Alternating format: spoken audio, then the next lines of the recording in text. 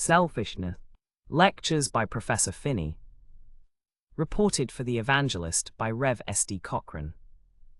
Israel is an empty vine, he brings forth fruit for himself. Hosea 10:1. In this verse, the Lord is complaining about Israel's selfishness. My goal today is to show what selfishness is not. What it is. That it cannot coexist with holiness in the same mind. Some evidence of selfishness.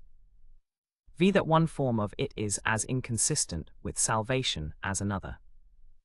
What selfishness is not. 1. It is not simply wanting to be happy and fearing misery.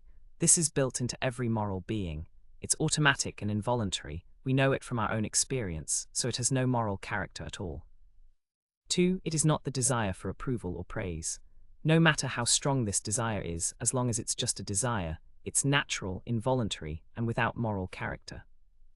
3. It does not consist in wanting any personal good or fearing any personal evil. These are completely natural and have no moral character.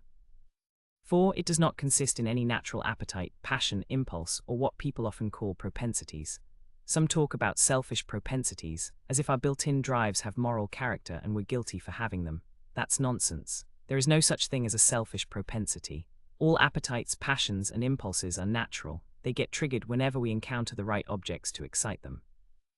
They come entirely from our sensibility, our feelings and emotions, and they have no voluntariness or moral character in themselves.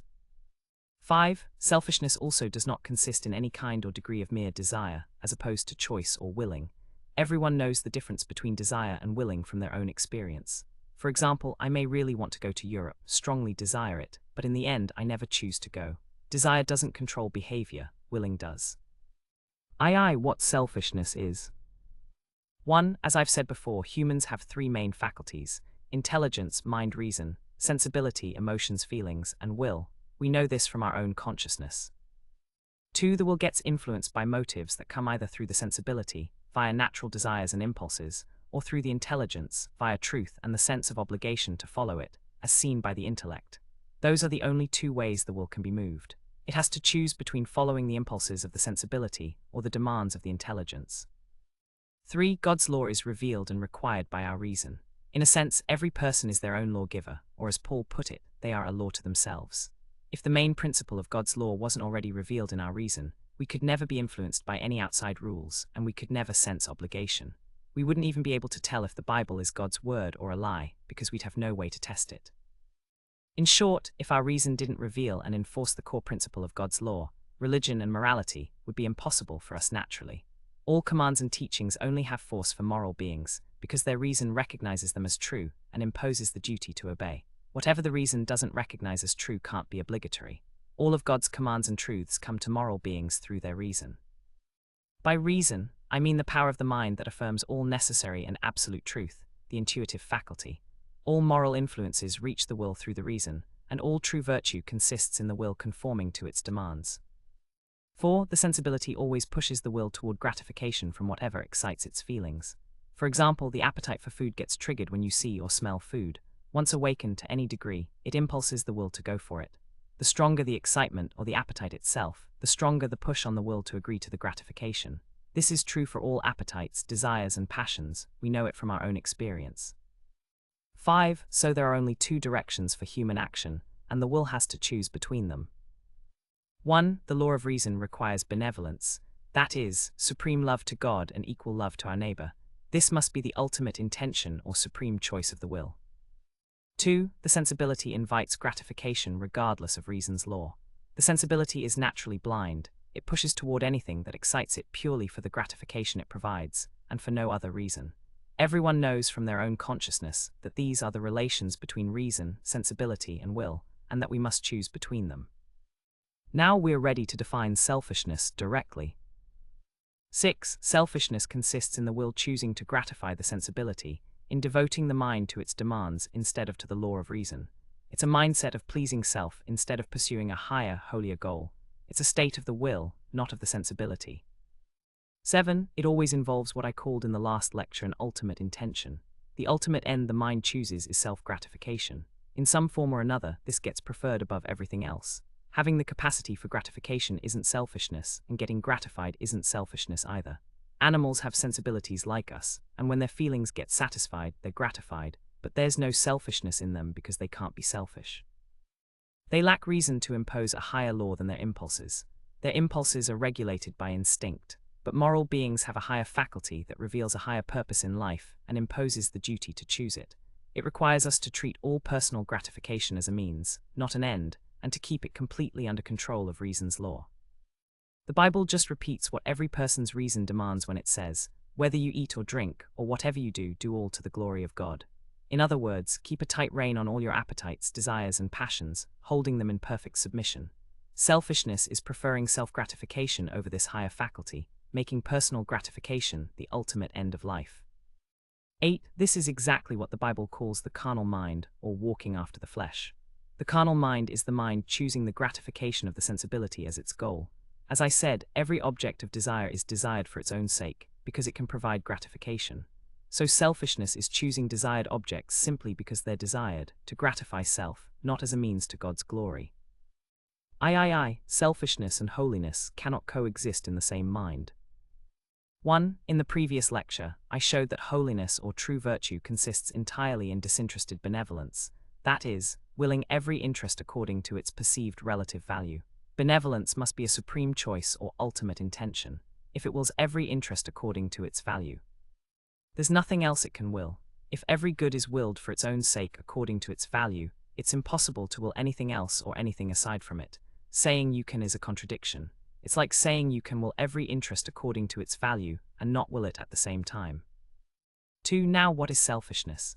As we've seen, it's also an ultimate intention. It's preferring self-gratification over the law of reason, that is, over benevolence. Instead of willing every good according to its value, it wills one good, self-gratification, more than all others. When someone prefers their own gratification over their own reason's demands, they do it against God's law and in defiance of His authority. 3. These are obviously opposite choices, so they can't exist in the same mind at the same time. Can one mind hold two supreme, ultimate, conflicting choices simultaneously? No, it's impossible. Benevolence and selfishness treat every perceived interest in the universe in exactly opposite orders.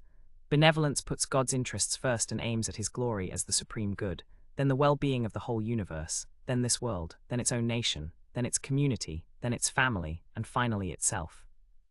Selfishness reverses it all: self first, supreme interest, then family and close friends only as far as it serves self overall, then community or city against others when interests clash, then nation patriotic but willing to sacrifice other nations' interests, and God and His interests come dead last. Everyone knows this is how it works in real life, so how could these two opposite choices coexist in one mind? No one can believe that. Several evidences of selfishness. 1. Lack of zeal for God's interests. People are always passionate about what they choose as supreme. If they're not zealous for God's honor, it proves it's not their top priority. Denying this is ridiculous.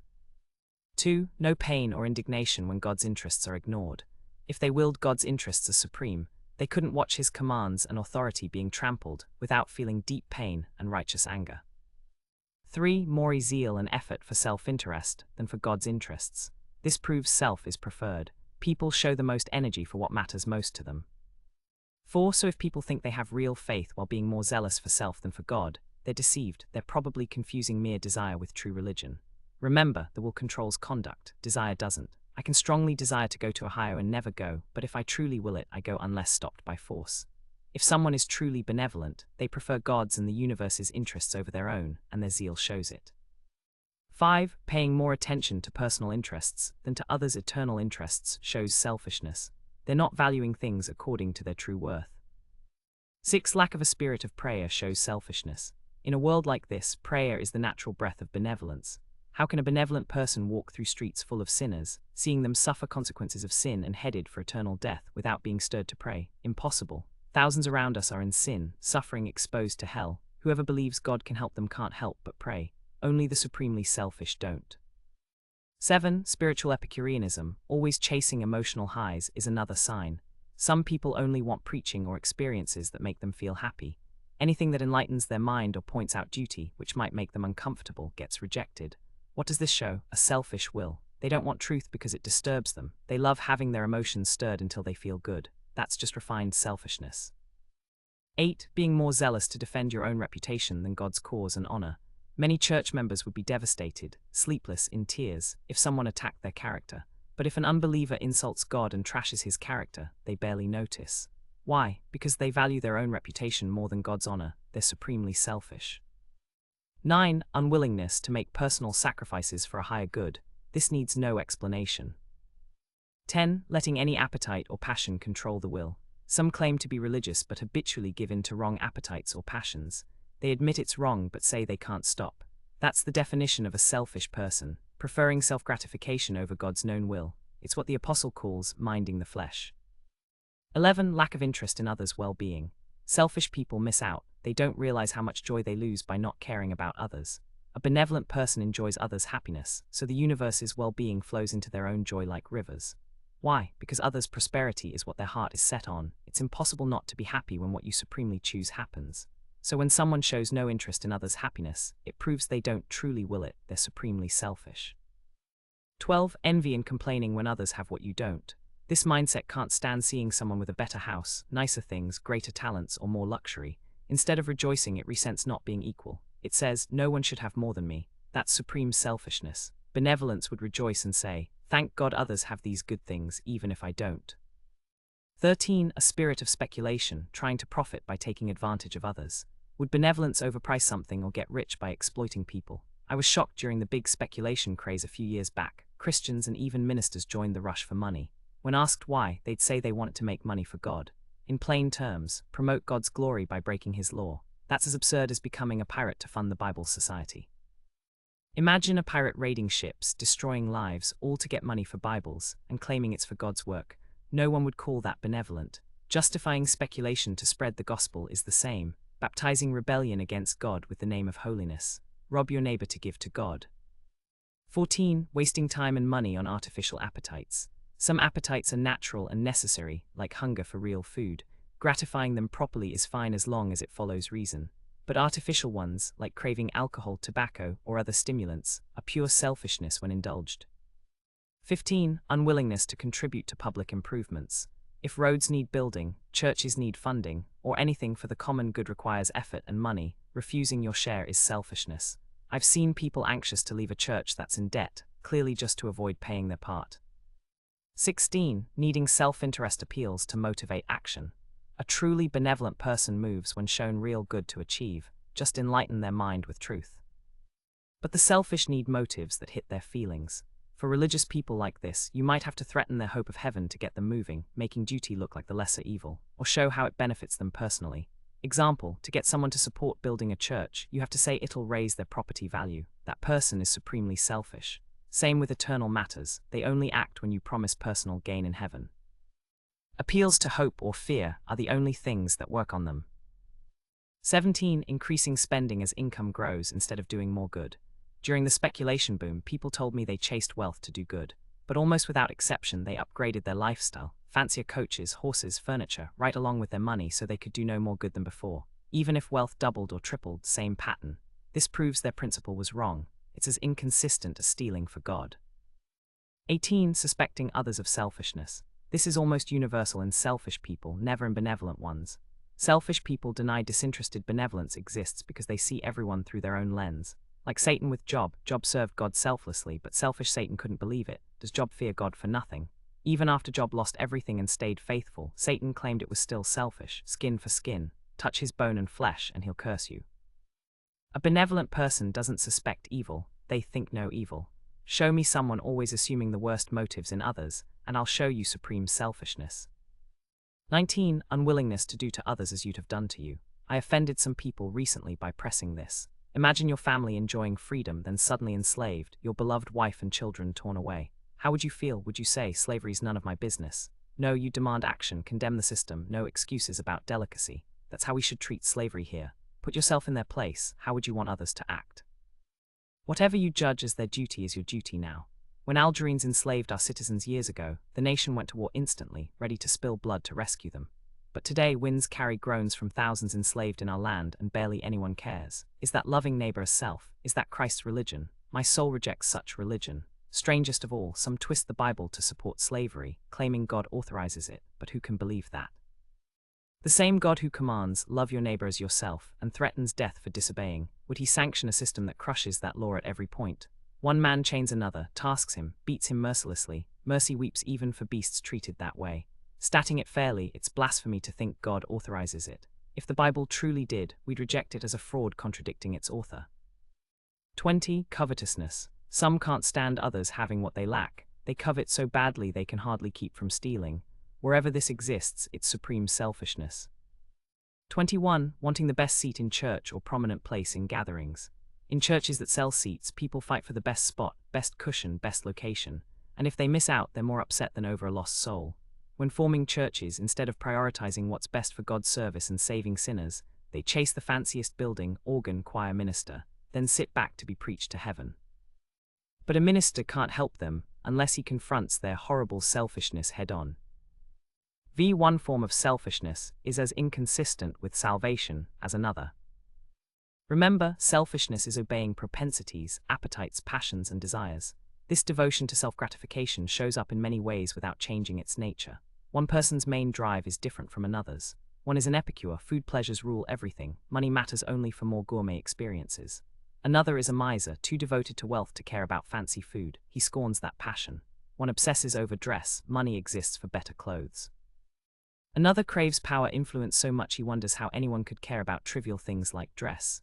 But he's just as enslaved. Some crave reputation so badly they'll do whatever public opinion demands to stay popular. Reputation trumps the universe's well-being. Others sacrifice reputation for grosser passions like the drunkard. Alcohol outweighs everything. Character means nothing. Each form violates God's law equally. They all dominate the will. Yet people proud of avoiding one form pat themselves on the back for not having the others. The sin is indulging any appetite, desire, or propensity against the law of love. Remarks. 1. It doesn't matter which propensity rules the will, it's still selfishness. None has moral character alone. Preferring any over higher interests is sin, minding the flesh, enmity against God. 2. If asked why we have propensities if not to gratify them. 1. Natural ones are given to serve us, not rule us. Appetite for food ensures we eat to live. Desire for knowledge drives us to learn what's essential for well-being. 2. They're also given for gratification. God's benevolence lets us enjoy what's good for us. Without them, we'd feel no pleasure or pain like a statue. If humanity stayed innocent, gratifying them would bring great joy. So having them proves God's kindness, even though they bring temptation. 3. Many tyrannical propensities God never gave, they're artificial, from perverting natural ones, e.g. alcohol, tobacco, narcotics. 3. Indulging any selfishness is totally inconsistent with salvation.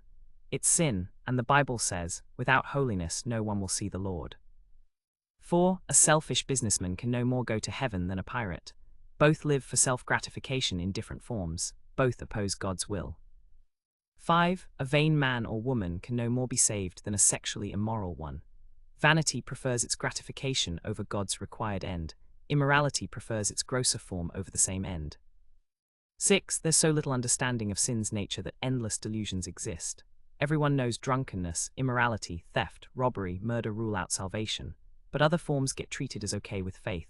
Wrong. A selfish businessman or anyone selfish in any way, no matter how mild, can no more be saved than a drunkard. Why can't a drunkard be saved? Because he's selfish. Same for any selfish person, whatever form it takes.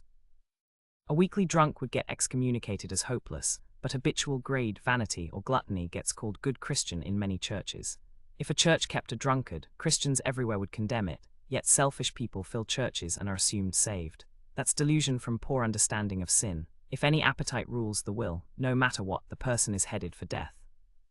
7. Thinking religion is just following feelings, as feelings is deadly error. Multitudes know no other religion. They do what feels good, ignoring reason's demands. They haven't grasped true religion, total consecration of the will to God's law as reason sees and requires it. Feelings are blind, the will shouldn't bow to them. Reason, seeing God's law intuitively, should be followed even in its quietest whisper. 8. Selfishness was humanity's first sin, preferring own gratification over God's will. The first couple had abundance in the garden, but God prohibited one tree. Why? To teach them to control sensibility, keep appetites, desires, passions subject to reason. They needed this lesson early before those drives grew strong in ignorance.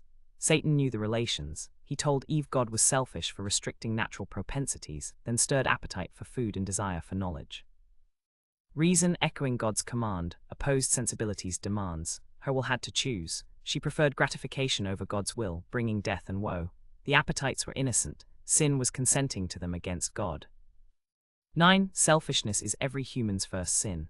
Children start ignorant of God's law and sensibility's tendencies.